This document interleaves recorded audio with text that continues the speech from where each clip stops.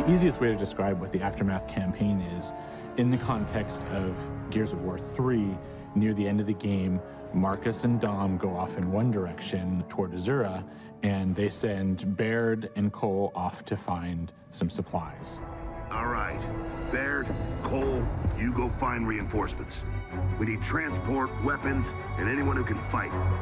It just so happened that they went to Havel Bay to go find those reinforcements, and so we had all the pieces kind of put together, and it was like, you know, let's go tell that particular story from Gears 3. You run into Paddock, who's one of the new characters in Judgment, because he's still hanging around that city. Only COG soldiers are this noisy. Paddock? That sidearm can go back where you found it. I think it's really neat to see Paddock inserted into this point in the timeline of the Gears story.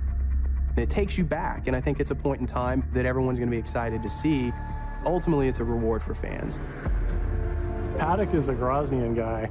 He's kind of the grizzled veteran, former UIR soldier, right? So yeah, he was opposing the COG in the Pendulum Wars, and then when the treaty was signed, right around the time of Emergence Day, he came over to fight for the COG. Again, it's just a continuation of the story, and just peeling back the onion layer just a little bit deeper to see what else happened during that traumatic time.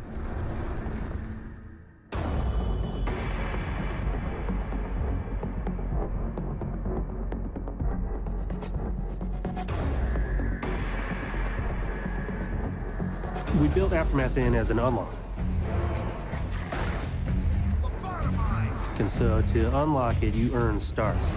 When you play through the main Judgment campaign, you're scored every section that you play through. We have a series of 3 stars that you can earn. You earn those stars by getting ribbons, you know, headshots and executions and those kinds of things. Also just by playing through the mission.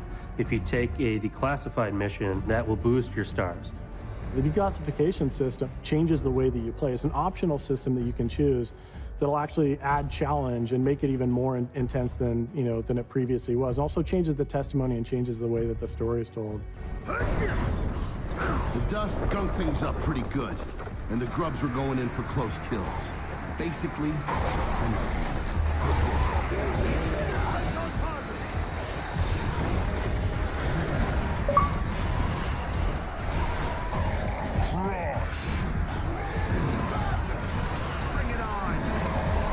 The very core, the very foundation of what we're trying to do in Judgment is all built on intensity. What led up to that is we had a lot of feelings that games get a little bit too easy these days, right? It's more about the experience as opposed to the challenge.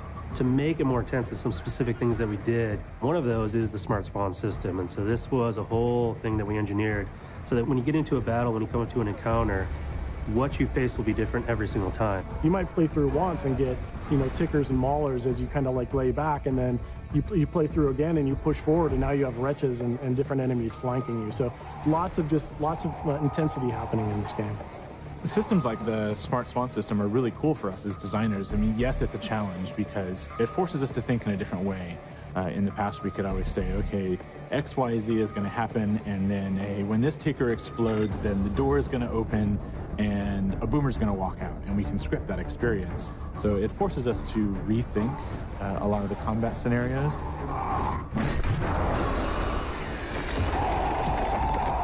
In a way, I really like that because it gave us the ability to put more story and more context into the environments and into the world itself, which really helps bring the universe to life a lot more.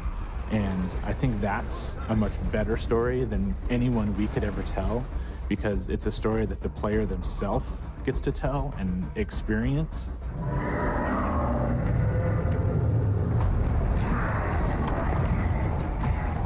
For us, it's a process of evolution. We don't want to just give the same experience over and over again, because that's really an injustice to the fans. And we want to make sure that we're delivering something that's progressing, not just both from a story standpoint, but from a franchise standpoint, but also from a gameplay standpoint.